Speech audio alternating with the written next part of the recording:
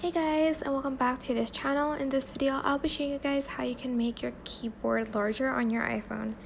So there are kind of two ways to do this without any third-party apps. You can go to settings and you're going to select display and brightness. Scroll down to display zoom and you're going to select larger text here. Press done and press use zoomed. I can't do that or else the screen recording will be paused, but you're just going to do that. I'll just go back because it's going to kind of restart your phone a little bit. It's just going to take like 1 second.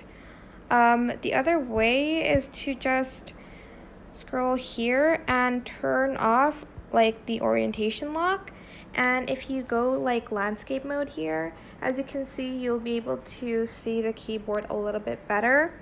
But those are just the two ways to make your iPhone keyboard larger. I hope this tutorial was helpful for you guys. Don't forget to like, comment, share. Also subscribe to this channel if you haven't done that already.